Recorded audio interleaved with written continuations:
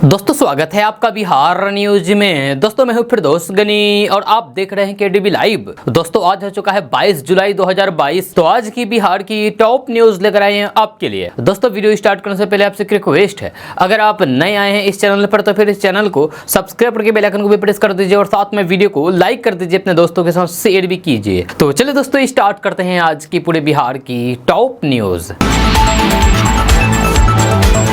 दोस्तों आज बिहार न्यूज में सबसे पहले बात करते हैं कि बिहार में खेती करने वाले किसानों के लिए बहुत ही अच्छी खबर सामने आई है। ताजा रिपोर्ट्स के मुताबिक अपने फसलों को प्राकृतिक आपदा जैसे कि सूखा पड़ना, ओला पड़ना, बाढ़ या फिर चक्रवात आदि के नुकसान से बचाने के लिए पटना, बक्सर, नालंदा, किशनगंज, अररिया, पूर्णिया, कटिहार समेत बिहार के सभी जिलों के किसान फसल बीमा योजना में आवेदन कर सकते हैं। जी हां, आपको बता दूं कि कभी कभी प्राकृतिक आपदाओं की वजह से किसानों के फसलों का भारी नुकसान हो जाता है, जिसके कारण किसानों को आर्थिक नुकसान का भी सामना करना पड़ता है। इसी को देखते हुए केंद्र सरकार ने प्रधानमंत्री फसल बीमा योजना चलाया है। खबर के अनुसार इस प्रधानमंत्री फसल बीमा योजना के अंतर्गत धान के लिए 741 रुपये प्रति एकड़ प्रीमियम राशि देनी होगी, जब वहीं कपास के लिए 1798 रुपये, मक्का के लिए 370 रुपये, बाजरे के लिए 348 रुपये और मूंग के लिए 326 रुपये प्रति एकड़ की प्रीमियम देनी होगी। अगर किसी प्राकृतिक आपदा से आपके फसल खराब हो जाए तो फिर 15 दिन के अंदर फसलों के नुकसान की भरपाई की जाती है और उन्हें पैसा दिया जाता है। इसलिए आप 31 जुलाई 2022 तक फसल बीमा योजना के लिए ऑनलाइन के द्वारा आवेदन कर सकते हैं। दोस्तों बात करते हैं कि बिहार में रहने वाले लोगों के लिए बड़ी खबर सामने आ रही है। ताजा रिपोर्ट्स के मुताबिक तेल कंपनियों ने आज किशनगंज, अररिया, पूर्णिया, कटिहार, भागलपुर, गया, मधेपुरा, पटना, मुजफ्फरपुर समेत बिहार के सभी जिलों में तेल के दाम जारी कर दिए हैं। आज उसी नए रेट से सभी जिलों में पेट्रोल डीजल की बिक्री की जाएगी। खबर के अनुसार आज राजधानी पटना में पेट्रोल डीजल के दाम स्थिर हैं, लेकिन भागलपुर और पूर्णिया में पेट्रोल डीजल की कीमतों में बढ़ोतरी हुई है। वहीं गया, बिहार शरीफ, सीतामढ़ी समेत अन्य जिलों में पेट्रोल डीजल के दाम बढ़े हैं। अगर आप कार या फिर बाइक से कहीं आने जाने वाले हैं तो फिर आप जान लें कि आज आपके शहर में पेट्रोल डीजल की रेट किस रेट में बिक रहा है। दोस्तों बात करते हैं कि बिहार की राजधानी पटना में राष्ट्रीय स्तर पर भारतीय जनता पार्टी यानी कि भाजपा संयुक्त मोर्चा की कार्य समिति की बैठक होने वाली है। इसमें पार्टी के राष्ट्रीय अध्यक्ष जेपी नड्डा शामिल होंगे। जब वे 30 जुलाई को यानी कि बीजेपी के राष्ट्रीय अध्यक्ष जेपी नड्डा 30 जुलाई को बैठक में शामिल होने के लिए पटना आएंगे। जेपी नड्डा के बैठक में सभी प्रदेशों के प्रदेश अध्यक्ष, सभी मोर्चा के अध्यक्ष, राष्ट्रीय पदाधिकारी मौजूद रहेंगे। जब प्रधानमंत्री नरेंद्र मोदी भी इस बैठक को वर्चुअल रूप से संबोधित कर सकते हैं। भाजपा पहली बार इस तरह की बैठक आयोजित करेगी। जब बैठक को लेकर के बिहार के भाजपाइयों ने इसकी तैयारी शुरू कर दी है।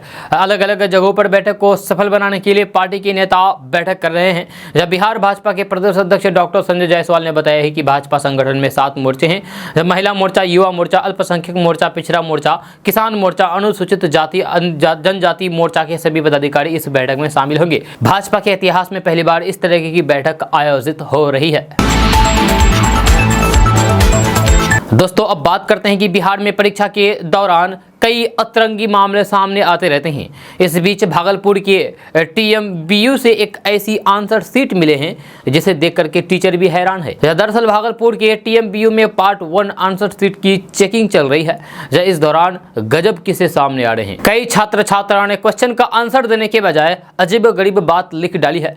एक छात्र के उत्तर पुस्तिका में लिखा गया है कि तेरे घर के सामने एक घर बनाऊंगा। आपको बता दें कि यह गाना मोहम्मद रफ़ी का है, जिसे छात्र ने अपने उत्तर पुस्तिका में लिखा है। आगे ऐसी कई कॉपियां मिली है जो बेहद दिलचस्प है। कई छात्रों को जब क्वेश्चन का सटीक आंसर नहीं समझ में आया तो फिर उन्होंने अपने दिल की बात लिख दी। कई उत्तर पुस्तिका में शेर और शायरी लिखी गई तो फिर कई कॉपियां गजल से भरी हुई है। इसे पढ़ करके खुद प्रोफेसर भी हैरान है। आपको बता दूं कि एक छात्र की कॉपी में लिखा गया है कि मेरी शादी होने वाली सर, प्लीज पास कर दीजिए मुझे। शिक्षक को सबसे ज्यादा हैरानी उस वक्त हुई जब कई अंग्रेजी की उत्तर पुस्तिका में हिंदी का गाना लिखा हुआ मिला।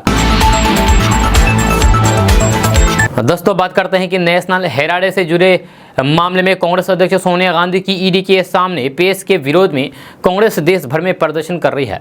जब बिहार में भी विरोध प्रदर्शन हुआ, जब बारिश में भीगते हुए कांग्रेस कार्यकर्ताओं ने पटना में विरोध मार्च निकाला और प्रदर्शन किया। कारगिल चौक से ईडी कार्यालय तक मार्च निकाल करके इस कार्रवाई का विरोध किया। ईडी कार्यालय की गेट पर सुरक्षा कर्मियों से प्रदर्शनकारियों की नोकझोंक भी हुई। प्रदर्शन में प्रदेश अध्यक्ष डॉक्टर मदन मोहन झा, विधायक दल के नेता अजित शर्मा, बिहार प्रभारी भक्तचरण दास समेत कई नेता और कार्यकर्ता शामिल हुए। इन लोगों ने केंद्र सरकार पर जानबूझकर के गांधी परिवार को परेशान करने का आरोप लगाया है। उन्होंने कहा है कि नरेंद्र मोदी सरकार जनता की आवाज को दबाना चाहती है। दोस्तों, ये जानकर आपको हैरानी होगी कि उत्तर प्रदेश और बिहार में सबसे ज़्यादा गरीबी है। हर 10 में से 3 लोग बेहद गरीब है। बात तो शहरी क्षेत्र की करते हैं, जहां लोग 32 रुपये भी खर्च नहीं कर पाते हैं, जबकि ग्रामीण क्षेत्र के लोग 26 रुपये भी खर्च नहीं कर पाते हैं। ये आंकड़ा सरकार ने लोकसभा में पेश किया है। इन आंकड़े के मुताबिक देश में 27 करोड़ लोग गरीबी रेखा से नीचे आते हैं। आज़ादी के वक्त ये आंकड़ा 25 करोड़ था। गरीबी रेखा से जुड़े एक सवाल का जवाब देते हुए ग्रामीण विकास मंत्रालय ने लोकसभा में यह आंकड़ा पेश किया है। सरकार ने इस दौरान गरीबी रेखा की परिभाषा भी दी है। आंकड़े के अनुसार गरीबी रेखा से नीचे गुजर बसर करने वाले सबसे अधिक आबादी छत्तीसगढ़ की है। छत्तीसगढ़ में 40% आबादी गरीबी रेखा के नीचे है। वहीं बिहार, झारखंड, ओडिशा, असम, मध्य प्रदेश, उत्तर प्रदेश और अरुणाचल प्रदेश, मणिपुर में 30% से ज़्यादा गरीबी रेखा से नीचे जी रहे हैं। इन राज्यों में हर 10 में से 3 लोग गरीबी रेखा से भी नीचे जी रहे हैं। लोकसभा में जो आंकड़े सरकार ने पेश किए हैं वे तेंदुलकर कमेटी के फॉर्मूले से निकाला गया था। तेंदुलकर कमेटी की रिपोर्ट्स के अनुसार ग्रामीण क्षेत्र में रहने वाले लोग यदि हर दिन 26 रुपये और महीने के 816 रुपये, जबकि शहरी क्षेत्र में रहने वाले हर दिन 32 रुपये और महीने के 1000 रुपये खर्च करता है तो वहीं गरीबी रेखा से नीचे नहीं माना जाएगा। सरकार के इस रिपोर्ट पर जमकर के बवाल हुआ था। दोस्तों, बात करते हैं कि बिहार एनडीए में सब कुछ ठीक ठाक नहीं चल रहा है। इसको लेकर के बिहार के सियासी गलियारों में अटकलें तेज है। दरअसल बिहार की सरकार चला रहे सबसे बड़े 2 दलों भारतीय जनता पार्टी बीजेपी और जनता दल यूनाइटेड के नेताओं के बीच मतभेद देखने को मिलते रहता है। इसी बीच मंत्री विजेंद्र प्रसाद यादव ने कहा है कि गठबंधन में आपस में बैठ करके निर्णय लेना चाहिए। आरोप प्रत्यारोप का काम विपक्ष का है। मंत्री विजेंद्र यादव के बयान के बाद चिराग पासवान का बयान सामने आया है। चिराग पासवान ने कहा है कि बिहार में एनडीए में क्या है क्या नहीं, इससे मतलब नहीं है। चिंता का विषय बिहार और बिहारी होना चाहिए। एनडीए ने जो वादे किया था वे चिंता का विषय होना चाहिए। एनडीए में कोऑर्डिनेशन कब और कैसा था ये किसी को भी नहीं पता। अगर इतनी दिक्कत है तो फिर जेडीयू और बीजेपी एक साथ क्यों है? चिंता करना है तो फिर 19 लाख रोजगार का चिंता कीजिए, बिहार में बाढ़ और सुखाड़ का चिंता कीजिए। आपसी तालमेल की चिंता करने की जरूरत नहीं है। दोस्तों, बात करते हैं कि मोकामा के पूर्व विधायक अनंत सिंह के सरकारी आवास से इंसास राइफल, मैगजीन और बुलेट प्रूफ जैकेट बरामद होने के मामले में उन्हें 10 साल की सजा आज फिर से सुनाई गई है। अनंत सिंह से जब मीडिया ने बातचीत की तब उन्होंने कहा है कि अब वे हाईकोर्ट और सुप्रीम कोर्ट जाएंगे। अनंत सिंह ने कहा है कि उन्हें न्यायालय पर पूरा भरोसा है, आज ना तो कल उन्हें न्याय जरूर मिलेगा। वहीं अनंत सिंह ने जज की नियुक्ति पर भी सवाल खड़ा कर दिया है। उन्होंने कहा कि ये जज सरकार के द्वारा लाए गए जज हैं, 19 महीने से हैं, कोई बदली भी नहीं करता है। ये जज नहीं थे, सरकार का पिट्ठू थे। हमको न्यायालय पर भरोसा है, सुप्रीम कोर्ट तक जाएंगे। अनंत सिंह ने कहा है कि पुलिस सरकार का नौकर होता है, जहाँ सरकार से हमारा लड़ाई है। सरकार जो आदेश देगा वह पुलिस करेगा। जहाँ हमको जबरदस्ती फंसाया जा रहा है। हम 20 साल से घर में नहीं गए हैं, पटना में ही रहते थे, इसके बावजूद भी मुझे फंसाया गया है। आपको बता दूं कि इससे पहले कोर्ट ने उनके लदमा में स्थित आवास से AK-47 और हैंड ग्रेनेड मिलने के मामले में 10 साल की सजा सुनाई थी। कोर्ट द्वारा 10 साल की सजा सुनाए जाने के बाद बिहार विधानसभा में इसकी विधायिकी रद्द कर दी गई थी। दोस्तों, बात करते हैं कि बिहार अब डिजिटल होता जा रहा है, क्योंकि मुख्यमंत्री डिजिटल हेल्थ योजना और पटना में स्मार्ट पार्किंग ऐसी कई योजनाओं के बाद अब सरकार स्मार्टफोन के जरिए सड़कों की देख रेख करेगी। जब बिहार में बेहतर रोड व्यवस्था के लिए बिहार सरकार के पथ निर्माण विभाग की ओर से कंट्रोल एंड कमांड सेंटर बनाया गया है। जब विभाग के मंत्री नितिन नवीन ने उद्घाटन के मौके पर कहा है कि 13,000 किलोमीटर सड़क की मॉनिटरिंग के लिए तकनीकी का सहारा लिया जा रहा है। इस तकनीकी की मदद से बिहार के सड़कों की निगरानी की जा सकेगी।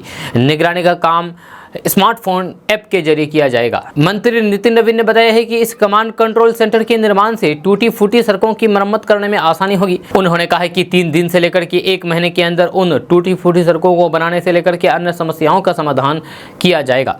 सड़क समस्याओं को दूर करने के लिए सरकार ने रोड मेंटेनेंस एप्लीकेशन की शुरुआत भी की है।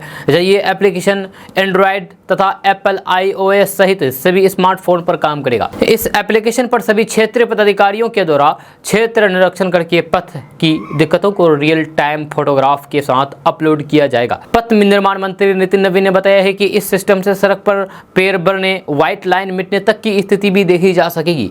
नितिन नवीन ने बताया है कि मुख्यालय स्तर पर मॉनिटरिंग होगी और साथ ही हर शिकायत को दूर किया जाएगा। इससे आम जनता के शिकायतों और फिर समस्याओं को जल्द से जल्द दूर कर लिया जाएगा। दोस्तों, बात करते हैं कि मंडी व्यवस्था लागू नहीं होने पर बिहार में दिल्ली जैसे ही किसान आंदोलन होगा।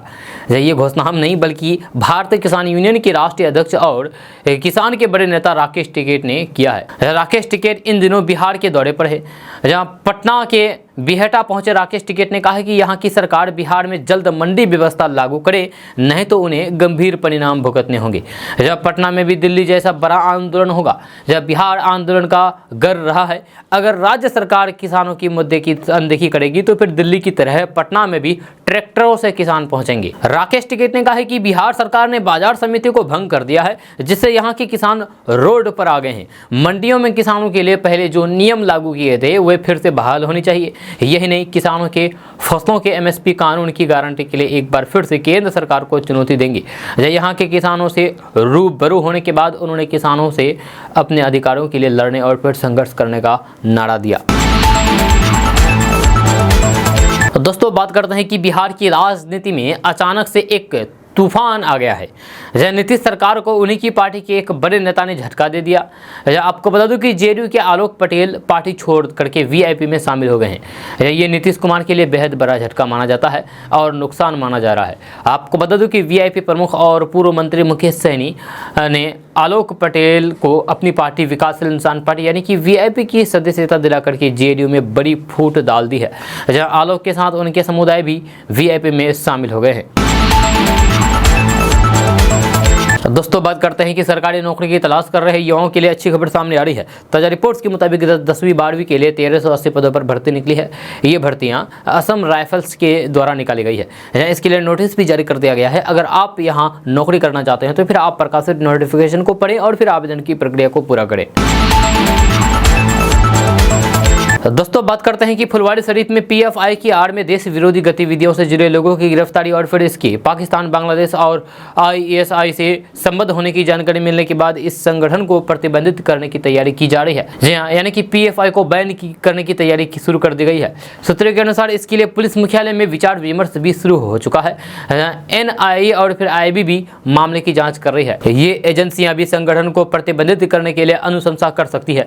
जाँच में यह पता चला है कि PFI द्वारा प्रशिक्षण के लिए करीब 1 करोड़ रुपए खर्च किए गए थे। ये भी जानकारी मिली है कि दोहा से सारी रकम PFI को मिली थी। पुलिस टीम ने जब गजवाए हिंद से जुड़े लोगों के नाम और फिर नंबर के आधार पर खोजबीन शुरू की तो फिर उन लोगों ने अपने मोबाइल फोन नंबर को स्विच ऑफ कर दिया। हालांकि पुलिस इन सभी के घर पहुंच करके सत्यापन करेगी। इसके लिए पूरी लिस्ट तैयार कर ली गई है और संबंधित थानों को जिम्मेदारी सौंप दी गई है। दोस्तों, बात करते हैं कि बिहार के मुख्यमंत्री नीतीश कुमार ने बिजली गिरने से 5 लोगों की मौत पर शोक व्यक्त किया है और प्रत्येक मृतक के परिवार वालों को 4-4 लाख रुपए अनुग्रह राशि देने की घोषणा की है। उन्होंने लोगों से खराब मौसम में पूरी तरीके से सतर्कता बरतने और फिर आंधी तूफान रोकने के लिए आपदा प्रबंधन विभाग द्वारा जारी सुझाव का पालन करने की भी अपील की है। मुख्यमंत्री नीतीश कुमार ने ट्विटर पर कहा है कि बिहार के 5 जिलों में बिजली गिरने से 5 लोगों की जान चली गई। जब प्रत्येक मृतक के परिजनों को 4-4 लाख रुपए अनुग्रह अनुदान दिया जाएगा। सावधान रहें, खराब मौसम में आंधी पानी से बचाव के लिए आपदा प्रबंधन विभाग द्वारा जारी सुझाव का पालन करें। खराब मौसम में घर पर रहें और सुरक्षित रहें। मुख्यमंत्री कार्यालय की ओर से जारी प्रेस विज्ञप्ति के अनुसार आंधी से सिवान में 1, समस्तीपुर में 1, गया में 1, खगड़िया में 1 और सारण में 1 की जान चली गई। इस बीच भारत मौसम विज्ञान विभाग यानी कि IMD ने कहा है कि 20 से 21 जुलाई को ओडिशा, बिहार और उप हिमालय, पश्चिम बंगाल और सिक्किम में भारी बारिश होने की संभावना है। जब 20 और 21 को बंगाल और सिक्किम, 23 जुलाई 2022 को झारखंड, 20 को उप हिमालय, पश्चिम बंगाल और सिक्किम में, और 24 जुलाई 2022 के दौरान ओडिशा में अलग अलग स्थानों पर भारी बारिश की संभावना है। बिहार में एक बार फिर से मानसून सक्रिय होने की बात मौसम विभाग की तरफ से कही गई है, जहां बिहार के 10 जिलों में भारी बारिश को लेकर के अलर्ट जारी किया गया है। मौसम विभाग के मुताबिक आज बिहार के मौसम में काफी बदलाव होगा। पटना, भागलपुर, मुजफ्फरपुर, अररिया, कटिहार, किशनगंज, पूर्णिया, सुपौल, मधेपुरा, गया समेत बिहार के सभी जिलों में मेघ गर्जन, बिजली चमकने के साथ हल्की वर्षा का अनुमान है। जब पटना समेत इसके आसपास क्षेत्र के आंशिक रूप से बादल छाए रहने के साथ ही हल्की वर्षा होने से लोगों को थोड़ी राहत मिली है। वहीं 10 जिलों के पूर्वी और पश्चिमी चंपारण, गोपालगंज, सिवान, सारण, वैशाली, मुजफ्फरपुर, सीतामढ़ी, मधुबनी, किशनगंज जिले में 1 या फिर 2 स्थानों पर बारिश का अनुमान है। इन मौसमी प्रभाव को देखते हुए मौसम विज्ञान केंद्र की ओर से येलो अलर्ट जारी करते हुए लोगों को सुरक्षित स्थान पर रहने की चेतावनी दी है। दोस्तों, बात करते हैं कि नीट की परीक्षा में गड़बड़ी की जांच तेज कर दी गई है, लेकिन इसी बीच अब एक चौंकाने वाली खबर सामने आई है। इस गड़बड़ी में अब बिहार का भी नाम जुड़ गया है। आपको बता दूं कि सीबीआई द्वारा इस मामले की जांच की जा रही है, लेकिन अब जो खबर सामने आई है उसके मुताबिक जल्द ही इस मामले में बिहार में भी ऑपरेशन किया जाएगा। सूत्रों की माने तो दिल्ली और हरियाणा के कुछ परीक्षा केंद्र पर गड़बड़ी करने वाले गिरोह में बिहार के 7 का भी नाम शामिल है। मिली जानकारी के अनुसार सीबीआई ने खुलासा किया है कि परीक्षा में गड़बड़ी कराने के लिए अभ्यर्थियों ने 20 लाख रुपए घूस दिए थे। इनमें से 4 से 5 लाख रुपए उन स्कॉलरों को दिए जाने थे जिन्हें कैंडिडेट्स के बदले परीक्षा दे रहे थे। फिलहाल 11 छात्रों का नाम सामने आया है जिनके खिलाफ सीबीआई जांच कर रही है। इतना ही नहीं, कई छात्रों के खिलाफ मामला भी दर्ज किया गया है जिनमें 7 सालवर है। दोस्तों, बात करते हैं कि बिहार के सीवान जदयू के सांसद कविता सिंह और उनके पति अजय सिंह को जान से मार देने की धमकी दी गई है। जहां इंटरनेट कॉलिंग के जरिए सांसद के मोबाइल नंबर पर फोन करके ये धमकी दी गई है। फिलहाल सीवान के सांसद कविता सिंह दिल्ली में है। दिल्ली में ही उनके मोबाइल पर धमकी भरी कॉल आई है। सीवान के सांसद कविता सिंह के पति अजय सिंह ने बताया है कि धमकी देने वाले व्यक्ति ने अपना नाम अखलाक बताया और कहा कि यूपी में हुए कमलेश तिवारी हत्याकांड की तरह ही हत्या कर दी जाएगी। आपको बता दूं कि कविता सिंह सीवान से जेडीयू की सांसद है और उनके पति अजय सिंह राष्ट्रीय हिंदू युवा वाहिनी के प्रदेश अध्यक्ष हैं। फोन पर धमकी दिए जाने की जानकारी अजय सिंह ने सीवान एसपी को दे दी है। इस मुद्दे पर सीवान सांसद के पति अजय सिंह ने कहा है कि इस धमकी से हम डरने वाले नहीं हैं। जनता की सेवा हमेशा करता रहूंगा, चाहे मैं रहूं या फिर ना रहूं। इस धमकी की सूचना के बाद सीवान पुलिस प्रशासन के कान खड़े हो गए हैं। सीवान एसपी शैलेश कुमार सिन्हा का कहना है कि इस तरह की घटना की जानकारी सांसद कविता सिंह के द्वारा दी गई है। मामले को गंभीरता से लेते हुए जांच की जा रही है। दोस्तों, बात करते हैं कि पटना के फुलवारी शरीफ में पीएफआई, एसडीपीआई और राष्ट्र विरोधी गतिविधियों में आरोपी रहे गिरफ्तार अतहर परवेज को थाने से भगाने की साजिश रची गई थी।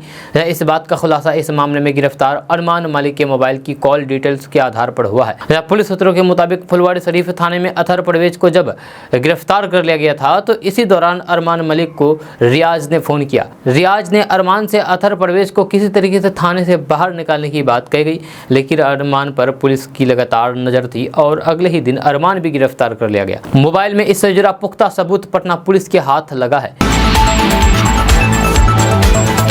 दोस्तों, बात करते हैं कि बिहार की राजधानी पटना में नकली और जहरीली शराब पीने से 2 व्यक्ति की जान चली गई, जबकि एक व्यक्ति गंभीर रूप से बीमार हो गया। इस घटना के बाद पुलिस ने मामले की जांच शुरू कर दी है। पूरी घटना पटना के बिस्कोमान कॉलोनी की है। जब बिहार में पूर्ण शराबबंदी के बावजूद भी धड़ल्ले से शराब बिक्री की खबरें सामने आ रही है। जहाँ इलाके के आलमगंज थाना क्षेत्र में जहरीली शराब पीने से 4 लोग बीमार हो गए, जिनमें 2 लोगों की मौत हो गई। वहीं तीसरे व्यक्ति अभिषेक कुमार उर्फ भोलू को जिले की निजी हॉस्पिटल में भर्ती कराया गया है, जहां उसकी हालत गंभीर बताई जा रही है। जानकारी के अनुसार 3 दोस्तों ने अगमकुआं की कुम्हारा निवासी विशाल कुमार शशि भूषण यादव नामक व्यक्ति से शराब खरीदा था। इसके बाद तीनों ने मिलकर के इसका सेवन किया। शराब पीने के बाद तीनों दोस्तों की तबीयत अचानक से बिगड़ने लगी। इसके बाद 2 मित्रों को इलाज के लिए अस्पताल ले जाया गया, जहाँ इलाज के दौरान अखिलेश की जान चली गई। वहीं विवेक कुमार की मौत उसके घर में हुई। तीसरे मित्र अभिषेक कुमार का निजी अस्पताल में फिलहाल इलाज चल रहा है, जहाँ उसकी भी स्थिति गंभीर बताई जा रही है। तो ऐसे में अगर आप भी शराब पी रहे हैं तो फिर आप सावधान हो जाइए, नहीं तो फिर आपकी जान जा सकती है। अपने जान के साथ खिलवाड़ बिल्कुल भी मत कीजिए, क्योंकि जिंदगी में सबसे अनमोल चीज जीवन ही होती है, शराब नहीं। दोस्तों बात करते हैं कि 1 लीटर डीजल पर सरकार 60 रुपये का अनुदान दे रही है। 1 एकड़ भूमि वाले किसानों को अधिकतम 10 लीटर डीजल पर 60 रुपये की दर से अनुदान दिया जाएगा। बिहार सरकार ने किसानों को बड़ी राहत दी है। किसानों को धान समेत अन्य खरीफ फसलों की सिंचाई के लिए डीजल पर अनुदान दिया जाएगा। जब मंगलवार को हुई कैबिनेट की बैठक में इस पर फैसला लिया गया है। किसानों को प्रति लीटर डीजल पर 60 रुपये का अनुदान दिया जाएगा। 1 एकड़ जमीन के आधार पर अधिकतम 10 लीटर डीजल यानी कि 600 रुपये का अनुदान दिया जाएगा। मानसून सूखे जैसी स्थिति को देखते हुए सरकार की ओर से ये निर्णय लिया गया है। इसके लिए सरकार की ओर से 29 करोड़ 95 लाख रुपए स्वीकृत किए गए हैं। मुख्य सचिव ने बताया है कि खरीफ फसलों की सिंचाई के लिए प्रति लीटर 60 रुपये डीजल पर अनुदान दिया जाएगा। 1 एकड़ भूमि की सिंचाई करीब 10 लीटर में होने का अनुमान है। इस अनुसार से प्रति एकड़ खरीफ फसलों की सिंचाई के लिए 600 रुपये का अनुदान दिया जाएगा। एक किसान को अधिकतम 5 एकड़ भूमि पर अनुदान दिया जाएगा। आपको बता दो कि इस बार बारिश नहीं होने से बिहार के ज़्यादातर जिलों में धान की खेती अब तक शुरू नहीं हो पा रही है। सब्सिडी के बाद अब किसानों को काफ़ी राहत मिलेगी। कई जगहों पर तो खेतों में दरारें पड़ गई है, जिसे देखते हुए सरकार ने सिंचाई के लिए डीजल पर अनुदान देने का फैसला किया है, निर्णय लिया है। दोस्तों बात करते हैं कि बिहार के सभी औद्योगिक क्षेत्र के भूमि की दर में 20 से 80% की कमी करने के उपलक्ष्य में बिहार सरकार के उद्योग मंत्री सैयद शाहनवाज हुसैन का आज भागलपुर की गौशाला परिसर में अभिनंदन कार्यक्रम रखा गया। इस अभिनंदन कार्यक्रम में उनका कार्यकर्ताओं ने फूलमाला पहना करके स्वागत किया। साथ ही उद्योग मंत्री सैयद शाहनवाज हुसैन ने प्रेस वार्ता में भागलपुर में उद्योग मंत्रालय द्वारा दिए गए सौगात के बारे में कहा। जहाँ उन्होंने कहा कि बिहार के उद्योग के लिए जमीन 20 से 80% तक सस्ती होगी। 90 साल की लीज दरों के प्रति एकड़ 7 करोड़ तक की छूट की भी घोषणा के बारे में उन्होंने बताया है। जहाँ उन्होंने कहा है कि इतना बड़ा फैसला कैबिनेट ने पहली बार ली है। बिएडा में उद्योग लगाने के लिए सरकार ने अपनी बिएडा वाली जमीन की 90 साल की लीज दरों के प्रति एकड़ 7 करोड़ तक की छूट देने का निर्णय लिया है। उन्होंने ये भी बताया है कि मंगलवार को कैबिनेट की बैठक में कुल 9 एजेंडों पर मुहर लग गई है। जब बैठक के बाद कैबिनेट के अपर मुख्य सचिव एस सिद्धार्थ के निर्णय के अनुसार राज्य में औद्योगिकरण को बढ़ावा देने के लिए 54 औद्योगिक क्षेत्र में भूमि की लीज पर 80 से 20% तक की छूट मिलेगी। साथ ही उन्होंने कहा है कि भागलपुर के उद्योगों को लेकर के कई सौगात देने की घोषणा की। तो दोस्तों अब बात करते हैं कि बिहार में लागू शराबबंदी को लेकर के पूर्व मुख्यमंत्री जीतन राम मांझी ने फिर से सवाल उठा दिया है। जब बिहार में सत्ताधारी गठबंधन राष्ट्रीय जनतांत्रिक गठबंधन यानी कि एनडीए में शामिल हिंदुस्तानी अवाम मोर्चा के प्रमुख जीतन राम मांझी ने कहा है कि थोड़ी थोड़ी शराब पीना गलत नहीं है। उन्होंने अपनी ही सरकार की शराब नीति की आलोचना करते हुए कहा कि शराब नीति के कारण ही गरीब अधिक त्रस्त है, परेशान है। यदि शराब थोड़ी थोड़ी पिया जाए तो फिर वह दावा के काम करेगी, जहाँ अधिक ली जाए तो फिर शरीर को हानि पहुंचाएगी। पत्रकारों से बात करते हुए जीतन राम मांझी ने कहा है कि डॉक्टर भी थोड़ी सी शराब पीने की सलाह देते हैं, बोलते हैं। जीतन राम मांझी ने कहा है कि हमारे वर्ग के भी लोग शुरू से ही शराब बनाने के काम में रहे हैं, लेकिन मैंने कभी भी शराब को हाथ तक नहीं लगाया है। उन्होंने कहा है कि दरअसल शराबबंदी के कारण लाखों लोग अभी भी जेल में सजा काट रहे हैं। उन्होंने कहा है कि दरअसल शराबबंदी के कारण लाखों लोग अभी भी जेल में सजा काट रहे हैं, बंद है, जिसके कारण गरीब और कमजोर तबके के लोगों को अभी भी परेशानियों का सामना करना पड़ रहा है। जीतन राम मांझी ने कहा है कि मैंने शुरू से ही कुछ मुद्दों पर सरकार से अलग राय रखता आ रहा हूं। उन्होंने कहा है कि मेरे साथ विपक्ष को भी आगे आना चाहिए ताकि सरकार को लगे कि शराबबंदी से गरीब लोगों को काफ़ी परेशानी हो रही है। साथ ही फिर से जीतन राम मांझी ने दोहराया है कि शराब थोड़ी थोड़ी पी लेने से कोई दिक्कत नहीं है, ज़्यादा पीने से दिक्कत है, और मैं कभी शराब में हाथ नहीं लगाया हूँ। दोस्तों बात करते हैं कि सीबीएसई के 10वीं रिजल्ट को लेकर के ये लेटेस्ट अपडेट है जो आपको अभी हम बताने जा रहे हैं। बात करते हैं कि सूत्रों ने बताया है कि बोर्ड रिजल्ट आज जारी कर सकता है, इसकी संभावना अधिक है। बताया जा रहा है कि केंद्रीय शिक्षा मंत्री धर्मेंद्र प्रधान रिजल्ट आज जारी करेंगे। हालांकि इस संबंध में आधिकारिक घोषणा का इंतजार है। जब परीक्षा रिजल्ट सीबीएसई की वेबसाइट cbse.gov.in, cbse-result.nic.in और परीक्षा संगम.cbse.gov.in पर जाकर के आप रिजल्ट चेक कर सकते हैं। आपको बता दूं कि 26 अप्रैल से 21 मई तक आयोजित की गई सीबीएसई की 10वीं की परीक्षा में देश में 35 लाख परीक्षार्थी शामिल हुए, यानी कि स्टूडेंट शामिल हुए। जब पटना जोन की बात करें तो यहाँ के करीब 2.5 लाख परीक्षार्थी हैं। जब परीक्षा पास करने के सभी विषय में न्यूनतम 30% प्राप्तांक जरूरी है। जब पास हुए परीक्षार्थियों को भी परेशान होने की जरूरत नहीं है। बोर्ड उनके लिए कंपार्टमेंटल परीक्षा का आयोजन करेगा। दोस्तों बात करते हैं कि आरजेडी सुप्रीमो लालू प्रसाद यादव के बेटे और नेता प्रतिपक्ष तेजस्वी यादव केंद्रीय मंत्री नित्यानंद राय पर दिए गए बयान को लेकर के अभी सुर्खियों में हैं। जहां तेजस्वी यादव ने ये पिछले दिनों ये दावा किया था कि नित्यानंद राय मंत्री बनने से पहले उनसे मिले थे और आरजेडी में शामिल होने की इच्छा जताई थी। तेजस्वी यादव के इस दावे पर बवाल हो गया है। बीजेपी के प्रदेश अध्यक्ष ने पलटवार करते हुए कहा कि नेता प्रतिपक्ष तेजस्वी यादव घोटाले में संलिप्त परिवार को बचाने के लिए बीजेपी का समर्थन करने की पेशकश को लेकर के फ्लाइट में केंद्रीय मंत्री से मुलाकात की थी। दोनों पार्टियों की तरफ से वार पलटवार का दौर अभी भी जारी है। इस बीच पूर्व सांसद और जन अधिकार पार्टी के राष्ट्रीय अध्यक्ष पप्पू यादव ने बड़ा दावा कर दिया है। जब पूर्व सांसद पप्पू यादव ने कहा है कि तेजस्वी पर इतने सारे केस हैं, फिर ईडी उन पर कार्रवाई क्यों नहीं करती। जहां पप्पू यादव ने इसके पीछे की वजहों के बारे में भी बताया है। पप्पू यादव ने कहा है कि अन्य नेताओं पर ईडी का केस दर्ज होने के बाद उन पर कार्रवाई होती है। कांग्रेस नेता राहुल गांधी से भी पूछताछ हुई, लेकिन वह कौन सा कारण है कि तेजस्वी पर इतने सारे केस होने के बाद भी ईडी उन पर कार्रवाई नहीं करती है। आखिर ये सवाल है। उन्होंने आरोप लगाया है कि तेजस्वी की बीजेपी के साथ सेटिंग है। पप्पू यादव का आरोप है कि बीजेपी ये कभी भी नहीं चाहती है कि बिहार में नेता प्रतिपक्ष तेजस्वी यादव बिहार के सीएम के नजदीक जाएं।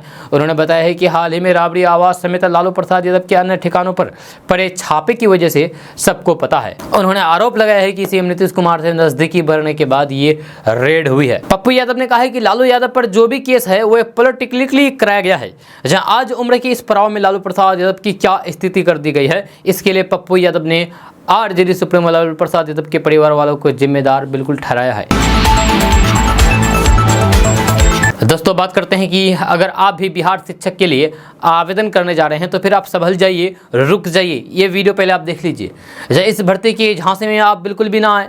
दरअसल शिक्षा विभाग ने प्रेस कॉन्फ्रेंस करके बताया है कि कुछ असामाजिक एवं शरारती तत्वों द्वारा फर्जी तरीके से कंप्यूटर शिक्षक भर्ती 2022 का विज्ञापन यानी कि पर्चा बांटा गया है। यह बिहार शिक्षा परियोजना परिषद के नाम पर बिहार सरकार का लोगो इस्तेमाल करते हुए विज्ञापन दिखाया गया है, जिसमें पदों की संख्या 1987 बताई गई है। इसमें वेतन आदि का भी उल्लेख यानी कि जिक्र किया गया है। शिक्षा विभाग ने स्पष्ट तौर पर कह दिया है कि किसी भी प्रकार के कंप्यूटर शिक्षक भर्ती की कार्रवाई उसके अलावा परियोजना परिषद द्वारा नहीं की जा रही है। तो फिर ऐसे में अगर आप भी इन पदों के लिए आवेदन करने के लिए जा रहे हैं तो फिर आप समझ जाइए, बिल्कुल भी मत जाइए, नहीं तो फिर आपका पैसा बर्बाद हो जाएगा। दोस्तों बात करते हैं कि पटना के एसएसपी मानवजीत सिंह ढिल्लों का बयान उनके गले की फांस बनता जा रहा है। जहां पटना के एसएसपी मानवजीत सिंह ढिल्लों के खिलाफ अब बिहार के बाहर दिल्ली में मामला दर्ज किया गया है, जिसे लेकर के बिहार पुलिस में हरकंप मचा हुआ है। दरअसल एसएसपी ने कहा था कि पीएफआई में आरएसएस की तरह ही ट्रेनिंग दी जाती है। एसएसपी के बयान की आलोचना बिहार के साथ साथ पूरे देश में की गई थी। जब सोशल मीडिया पर एसएसपी को लेकर के नेगेटिव कमेंट की बार आ गई थी।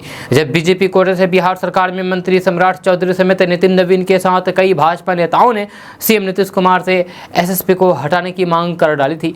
जब दिल्ली के रहने वाले अश्विनी कुमार गुप्ता ने एसएसपी के खिलाफ हौज खास थाने में कई धाराओं के तहत मामला दर्ज कराया है। बयान को लेकर बढ़ते विवाद बढ़ने पर पटना के वरिष्ठ पुलिस अधीक्षक मानवजीत सिंह ढिल्लों सफाई दे चुके हैं। उन्होंने कहा था कि पूछताछ के आरोपी ने जो कहा वही उन्होंने प्रेस कॉन्फ्रेंस के दौरान कहा। एसएसपी मानवजीत सिंह ढिल्लों ने कहा है कि जब आरोपियों से उनके काम करने के तरीके के बारे में पूछा गया तो फिर उन्होंने कहा कि जैसे दूसरे संगठन अपने लोगों को शारीरिक रूप से स्वास्थ्य बनाए रखने के नाम पर प्रशिक्षण देते हैं, वे भी ऐसा ही करते हैं। एसएसपी ने जोर देकर के कहा है कि उन्होंने कभी भी एक संगठन की दूसरे संगठन के साथ तुलना नहीं की है। एसएसपी का कहना है कि विवाद उनके बयान की चयनात्मक व्याख्या के कारण हुआ है। उन्होंने यह भी कहा है कि हम किसी भी विवाद से विचलित हुए बिना जांच पर ध्यान केंद्रित कर रहे हैं। तो दोस्तों बात करते हैं कि ट्रेन में सफर करने वाले बुजुर्ग यात्रियों के लिए बुरी खबर है। जब भारतीय रेलवे ने वरिष्ठ नागरिकों और फिर खिलाड़ियों को किराए में छूट देने से इनकार कर दिया है। रेल मंत्री अश्विनी वैष्णव ने बुधवार को लोकसभा में एक सवाल के लिखित जवाब में कहा है कि अधिकांश कैटेगरी में किराए पहले से ही बहुत कम है। जब उन्होंने कहा है कि अलग अलग कैटेगरी की यात्री को कम किराए और रियायतों के कारण रेलवे को बार बार नुकसान हुआ है। मंत्री ने कहा है कि भारतीय रेलवे पहले से ही यात्री सेवाओं के लिए कम किराए के कारण वरिष्ठ नागरिकों सहित सभी यात्रियों के लिए यात्रा की औसत लागत का 50% से अधिक वहन कर रहा था। अश्विनी वैष्णव ने कहा है कि कोविड-19 के कारण पिछले 2 सालों में यात्रियों से होने वाली कमाई 2019-20 की तुलना में कम है। हालांकि भारतीय रेलवे ने एक बयान में कहा था कि 4 कैटेगरी के विकलांग व्यक्तियों, 11 कैटेगरी के मरीजों और छात्रों को किराए में रियायत जारी रखी है। जहां वरिष्ठ नागरिक यात्रियों से रेलवे की कमाई 1500 करोड़ रुपए रेलवे ने मार्च 2020 में 2 सालों में वरिष्ठ नागरिकों से यानी कि यात्रियों से 1500 करोड़ रुपए से अधिक का अतिरिक्त राजस्व अर्जित किया है। दोस्तों बात करते हैं कि आज ट्रेन से सफर करने वाले यात्रियों के लिए काम की खबर है। आज के दिन यानी कि 22 जुलाई 2022 को रेलवे ने कुल 78 ट्रेनों को रद्द कर दिया है। वहीं कुल 13 ट्रेनों को रिशेड्यूल किया गया है। वहीं आज रेलवे ने एक भी ट्रेन को डाइवर्ट नहीं किया है। इस कैंसिल और रिशेड्यूल ट्रेनों में मेल, प्रीमियम और एक्सप्रेस ट्रेनें भी सभी तरह की ट्रेनें शामिल है। ऐसे में अगर आप आज ट्रेन से ट्रेवल करने वाले हैं यानी कि सफ़र करने वाले हैं तो फिर आप रद्द और रिशेड्यूल ट्रेनों का लिस्ट अवश्य चेक कर लें। इसके बाद आपको किसी भी तरीके की परेशानी का सामना नहीं करना पड़ेगा। दोस्तों बात करते हैं कि बिहार में रहने वाले लोगों के लिए बड़ी खबर सामने आ रही है। ताज़ा रिपोर्ट्स के मुताबिक बिहार के पटना, बक्सर, मुंगेर, नालंदा समेत 19 जिलों में बारिश और वज्रपात का अलर्ट जारी किया गया है। जहाँ साथ ही साथ लोगों को सावधान रहने के निर्देश दिए हैं। मौसम विभाग के अनुसार बिहार में मानसून का सिस्टम एक्टिव हो गया है, जिसके कारण आज यानी कि शुक्रवार को पटना, बक्सर, मुंगेर, नालंदा, कैमूर, भोजपुर, रोहतास, औरंगाबाद, अरवल, जहानाबाद, गया, नवादा, बेगूसराय, लखीसराय, खगड़िया, शेखपुरा, जमुई, बांका और भागलपुर में बारिश हो सकती है। आपको बता दूं कि बिहार के इन जिलों में गरज के साथ हल्की से मध्यम स्तर की बारिश हो सकती है। इन जिलों के कुछ स्थानों पर वज्रपात की भी संभावना जताई गई है। हालांकि इसलिए मौसम विभाग ने लोगों से अपील करते हुए कहा है कि खराब मौसम के दौरान घर से बाहर बिल्कुल भी न निकले। वहीं बिहार के पूर्वी और पश्चिमी चंपारण, सीतामढ़ी, मधुबनी, किशनगंज, गोपालगंज, सिवान, सारण, वैशाली, मुजफ्फरपुर आदि जिलों में भी कुछ स्थानों में वज्रपात के साथ भारी बारिश की संभावना नजर आ रही है। इसके लिए अलर्ट जारी कर दिया गया है। दोस्तों बात करते हैं कि बिहार पुलिस में नौकरी कर रहे कर्मियों के लिए राजधानी पटना से बड़ी खबर सामने आ रही है। ताज़ा रिपोर्ट्स के मुताबिक बिहार पुलिस में अनुकंपा पर नौकरी मामले में नई गाइडलाइंस जारी कर दिया गया है तथा इसको लेकर के दिशा निर्देश भी दे दिए गए हैं। जब खबर के अनुसार बिहार में अगर किसी पुलिसकर्मी की मौत ऑन ड्यूटी मुठभेड़ या फिर IED ब्लास्ट के दौरान होती है जब तभी उनके परिजनों को क्लर्क के पद पर नौकरी दी जाएगी।